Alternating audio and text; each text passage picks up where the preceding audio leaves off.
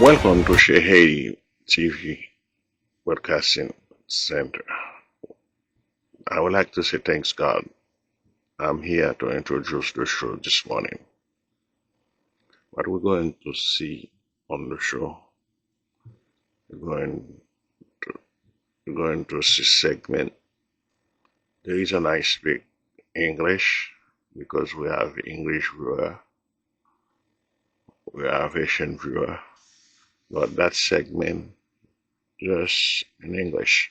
The rest of the show will be in Creole. But that kind of successful.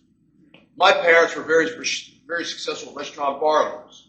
And I followed in my grandparents' and parents' footsteps, and I'm a two-time business owner here in the state after attending Seton University in South Orange for 6 years, where I got my bachelor's in accounting and my master's in finance. And so when I'm asked, why are you running for governor? It's really simple. I want today's New Jerseyans and future generations of New Jerseyans, no matter what their skin color, no matter what their race, creed, or color, no matter what their zip code, feel confident they can achieve their American dream right here in New Jersey. And so today, sadly, a great many people don't feel confident about achieving their American dream here in New Jersey. Whether it is the education of their dreams, the job of their dreams, raising a family here, starting a business here, retiring here. These are all the things that people feel insecure, if not fearful of today. And so I believe that we can fix that. I believe leadership matters. When something I love is broken, I want to fix it. And things are broken here in New Jersey, particularly in some of our urban centers, where we don't see the two things that I think all Americans want foremost: opportunity and security. Opportunity comes in the form of educational opportunity. And then if you take advantage of a great educational opportunity, the economic opportunity that comes with it. And then when you achieve those two things, you usually can achieve security. Now, 8 years ago, our current governor came to places like Irvington and Patterson and Newark and Trenton and Atlantic City and Camden and promised educational justice, economic justice, environmental justice, social justice. We're almost 8 years later. I haven't seen any of that. I haven't seen any of that. And so I'm not here to make you promises that I'm not going to keep. What I am going to tell you is that as your governor, I'm going to do everything in my power to make sure there's every opportunity for each and every New Jerseyan to achieve their dreams right here. And in our urban centers, I think that must start with educational choice. Now, the Democratic Party will often try to say, particularly to minority communities, that we do a better job of representing you than Republicans, that we'll fight for you. I ask you, who is it that truly has educational choice? People who can afford to send their kids to private school. Who is it that can't afford, doesn't get educational choice? People that can't afford to send their kids to private school. Now, that's not just an urban area issue. There's people in the suburbs, too, no matter what their race, creed, or color, that may not be able to afford private school. But here's my point. We need to fix the educational system today. Today. In Newark alone, 80% of 8th graders are not on grade level for reading, writing, and math. The data is pretty clear. If you're not on grade level for critical life skills like that, by the time you're done with 8th grade, you will be underemployed most of your life. Okay? And so we need to get people on grade level. So what I'm going to do on day one is hold our public school systems accountable all throughout the state. What we need to do is get more rigorous with our academic curriculum. What we need to do is get back to emphasizing critical life skills like reading, writing, and math. There are other things being taught in our schools that I personally believe, and I think you're in agreement, that belong at home between parents and their children.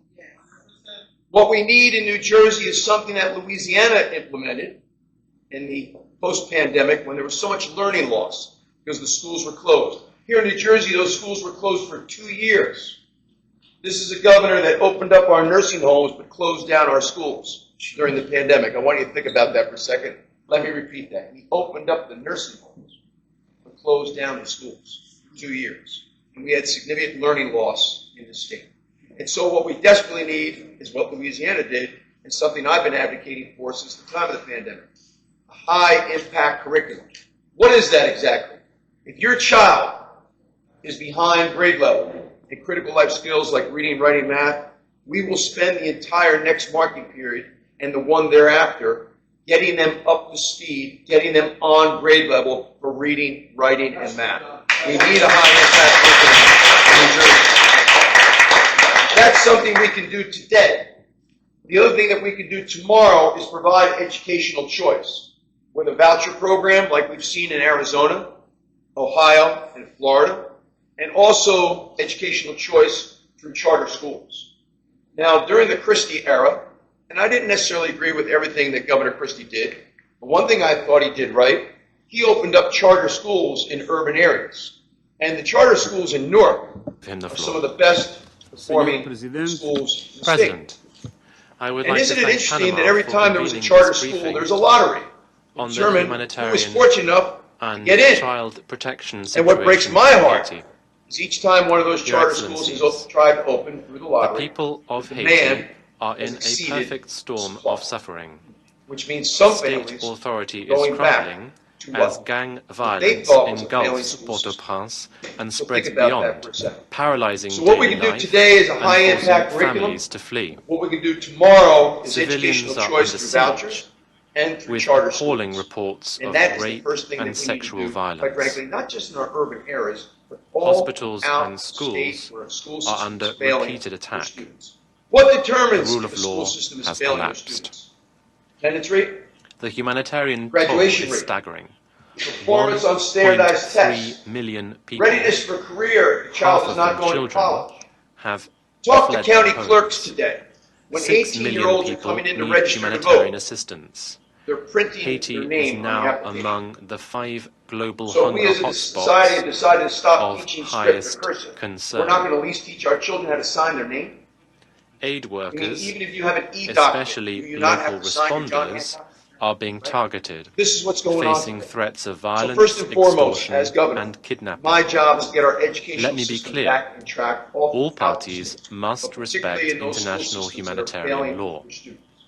And with educational Humanitarian opportunity, personnel, then assets, and comes facilities economic must opportunity. be So let's get our protected. schools performing Despite the well. danger, Something else I humanitarians want to do remain in on our the major urban ground, centers. delivering food, We water, need medicine, urban and revitalization shelter. while being very, very sensitive to In the first gentrification. quarter of this year alone, Now, we've seen they magnificent reached urban development, 1.3 urban million renewal people. on what is called Gold Coast of Yet Jersey City. Haiti remains There's only one shamefully problem with that. overlooked and woefully Gentrification. In a underfunded. very, very For insensitive way, 2025, the we people who lived there require for decades were relocated, $908 million dislocated, and shown to no support respect.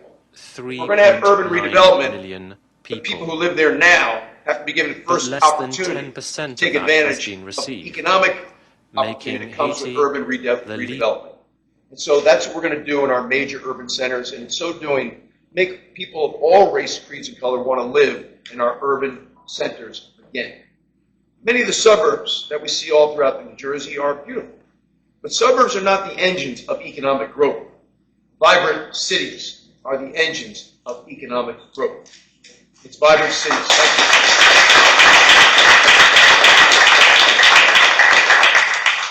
And so we need to make our cities vibrant again.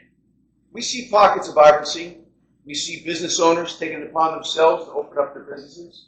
But what I want to see in our major urban centers are 2 additional things. 1, our banks are not adhering to the Commercial Lending Act. What does that mean? You know what that means.